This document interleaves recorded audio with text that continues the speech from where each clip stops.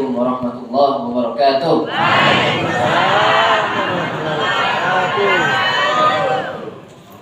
Kemampuan membeli bayam, agarlah subur diberi pupuk. Dari bunyi jawaban salam, sepertinya bapak dan ibu masih mengantuk. Pak Bu, ngantuk? Kalau enggak berarti pantunnya berubah. Jikalau pisau sangatlah tajam, janganlah dipakai anak mainan. Dari bunyi jawaban salam, sepertinya bapak ibu belum sarapan. Sudah? Saya ulangin salamnya ibu ya, biar tambah semangat. Assalamualaikum warahmatullahi wabarakatuh.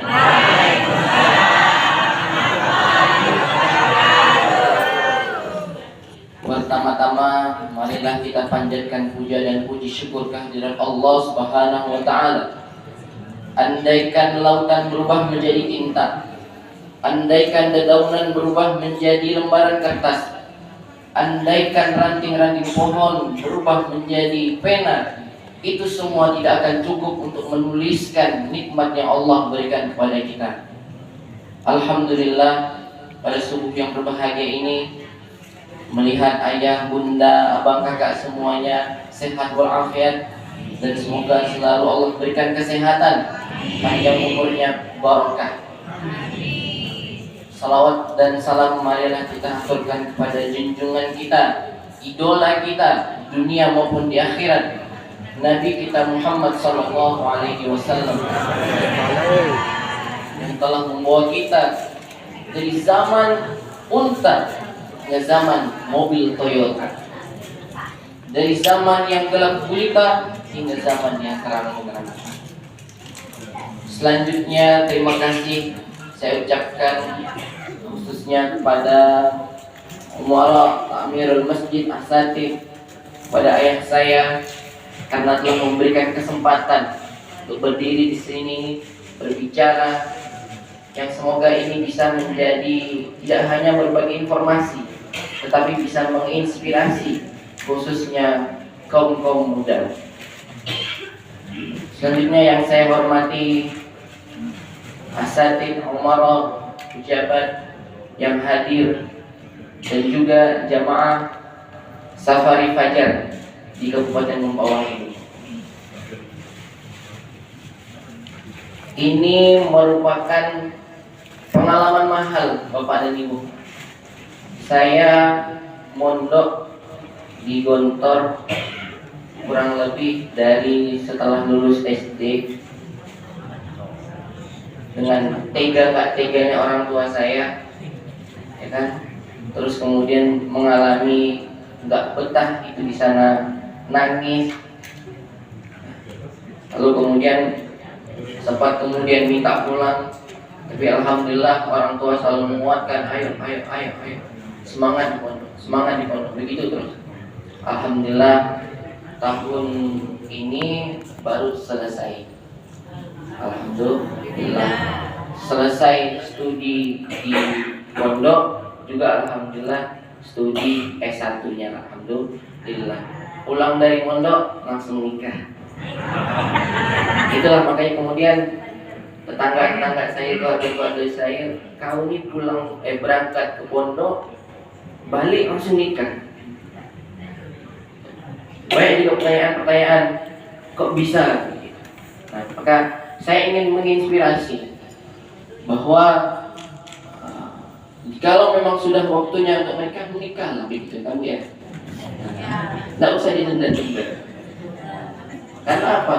Karena untuk menghindari mudarat yang saat ini terjadi di mana-mana ini. Kita menghindari mudarat itu. Kalau memang sudah waktunya, bismillah, niat lillahi ta'ala, Allah nanti yang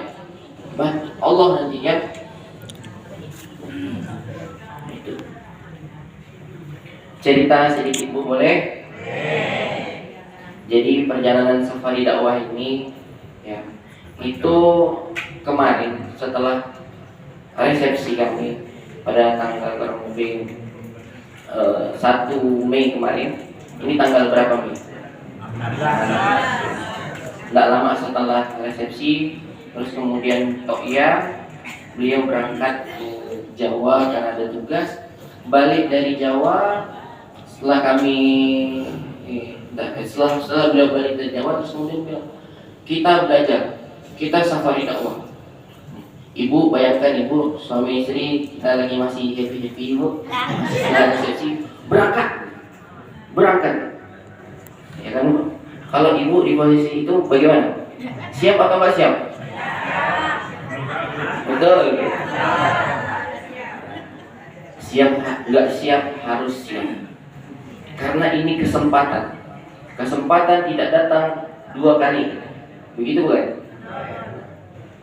Maka kemudian siap, laksanakan, berangkat, bismillahirrahmanirrahim. Apapun yang terjadi, saya berdoa kepada Allah, ya Allah, di perjalanan ini saya belajar, berikanlah saya hikmah. Apapun yang terjadi, saya bicara bagaimanapun di depan ini, ya Allah berikan hikmah.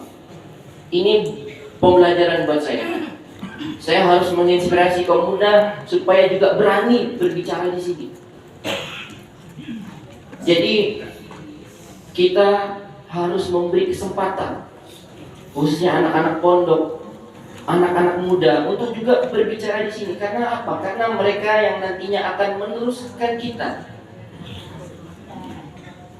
Ibu bapak, atas izin Allah saya banyak keliling-keliling masjid di Jawa atau di Pontianak, di Kalimantan Barat ini.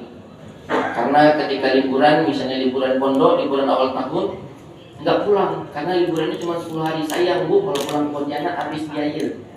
Di rumah juga kawan-kawan saya dah mana-mana, beda jadwal kita kan. Akhirnya apa?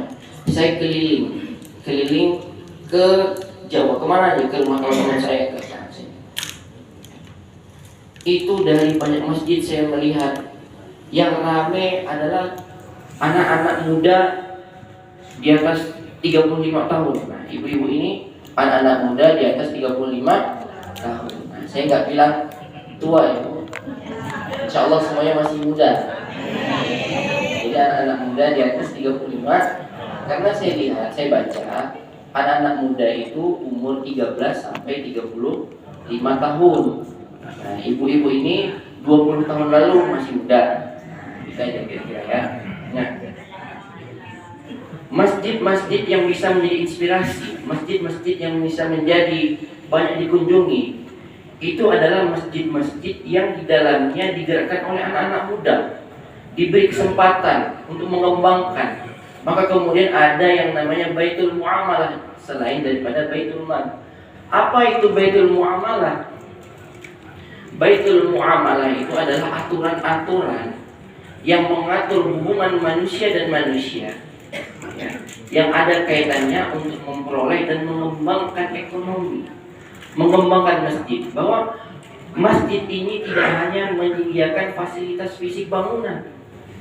Masjid ini bukan hanya sebagai tempat ibadah, tapi lebih daripada itu, yaitu untuk bermuamalah, memberikan kesempatan anak muda untuk berekspresi, untuk kumpul, untuk diskusi. Nah, yang kita lihat sekarang mungkin anak muda itu bu, mungkin dia punya kapabilitas, punya kualitas, punya kemampuan untuk berbicara, cuman mungkin segan, malu, juga mungkin belum diberi kesempatan. Ya kan? Contoh lain, nggak hanya berbicara, tapi yang azan, yang qomat. Anak muda mungkin atau anak kecil nggak diberi kesempatan, akhirnya malu. Nah, mari kita beri kesempatan itu untuk anak muda, anak kecil, biar nanti mereka lah yang akan mengembangkan, mereka lah yang akan menjadi generasi penerus kita. Berikan kesempatan, berikan kepercayaan. Itu. Nah, kemarin maghrib kami sampai di surau Musyahadah. Di mana? Awas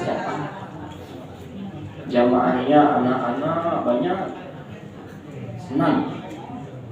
Walaupun datang mereka ke sana main-main, bergurau gitu ibu ya.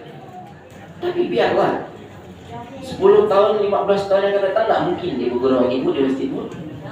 Betul lah. Itulah generasi penerus kita. Maka harus disupport. harus dikembangkan, harus didukung, diberi kesempatan berbicara. Banyak anak-anak muda yang bisa bicara, mungkin hanya di lingkungan di kelompoknya, tapi tidak banyak yang mau bicara di sini, tidak banyak yang mau bicara di depan orang tua. Anak-anak muda di atas 35 tahun.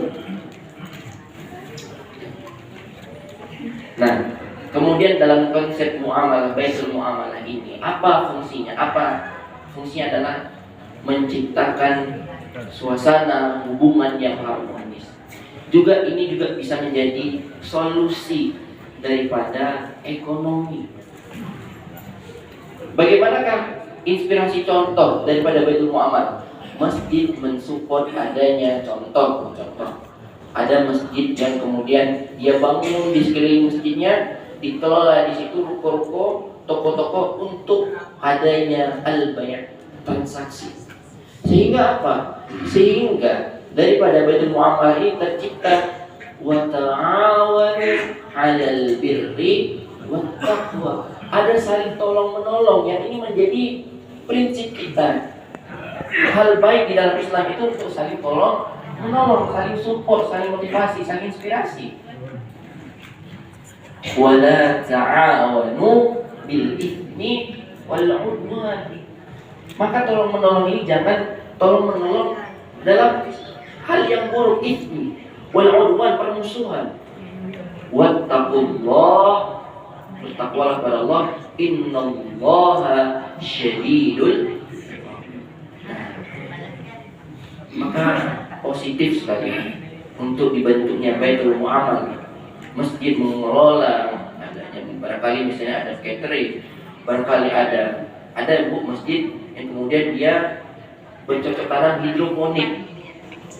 Siapa yang mengembangkannya? Jamaah, anak-anak muda dilibatkan. Ada lagi, masjid punya studio fotografi, masjid punya apa bu? Punya salon, potong rambut gratis. Nah, ini mengembangkan bakat, mendukung, sehingga ini bisa menjadi solusi ekonomi, jadi solusi yang kebingungan. Nah, kenapa ada ta'awun, kita mendukung untuk saling tolong menolong, sehingga apa? Dalam baitul muamalah ini ya, terjadi transaksi yang halal, terjadi transaksi yang diinginkan, dijauhkan daripada mudarat-mudaratnya. Lalu apa kemudian kaitannya dengan anak-anak remaja? Dengan kita memfasilitasi, memberikan kesempatan anak-anak remaja. Anak-anak remaja sekarang bu, ya, ramainya di warung kopi. Betul lah bu? Di warung kopi, tempat kafe-kafe, tempat yang kenapa tidak kumpul ngopi di masjid bu? Bahas yang baik-baik, bahas peradaban, bahas apapun itu, difasilitasi, disediakan tempat. Andai saja seperti itu, maka akan makmur semua masjid yang ada di Indonesia.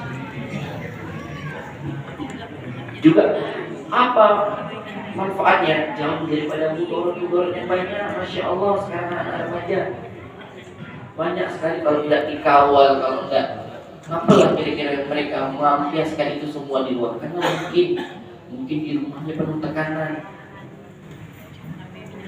akhirnya melampiaskannya di luar. Saya juga sebagai anak, ada orang tua mungkin kayak kalau misalnya di rumah kira-kira begitu lah ya, saya anak bungsu, terus kemudian mau bantu masak, oke siap ya kan. Tapi misalnya motong bawang salah sedikit, begitu, betul lah bu.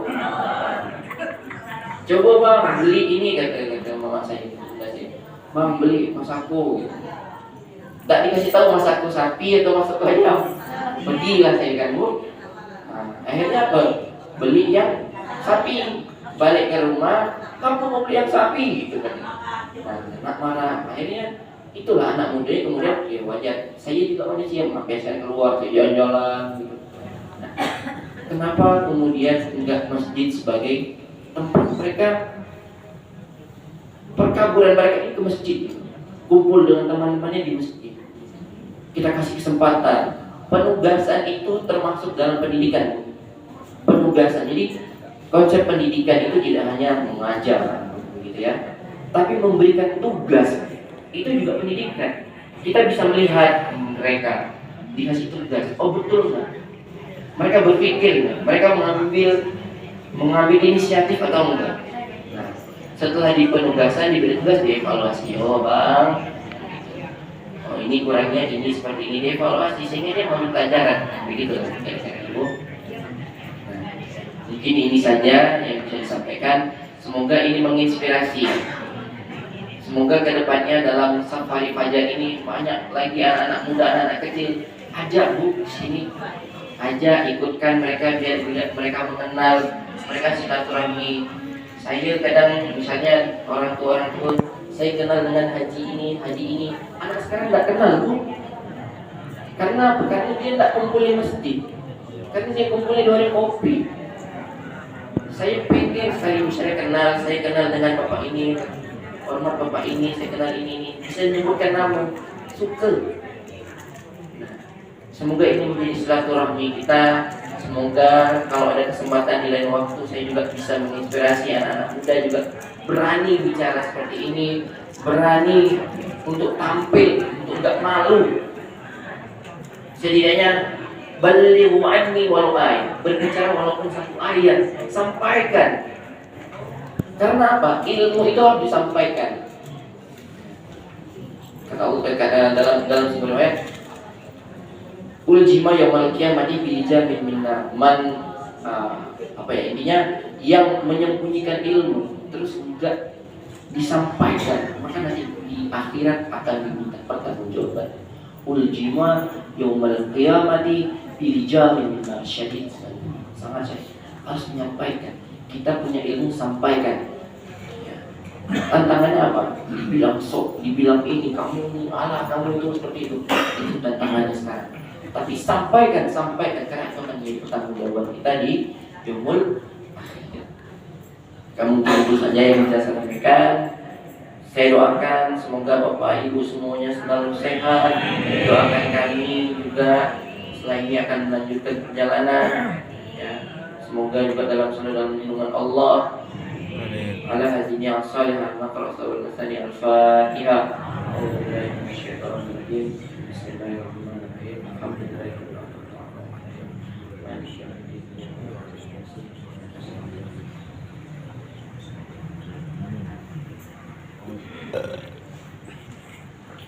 Hidup berdua dengan kekasih. Cukup sekian dan terima kasih. Wassalamualaikum warahmatullahi wabarakatuh.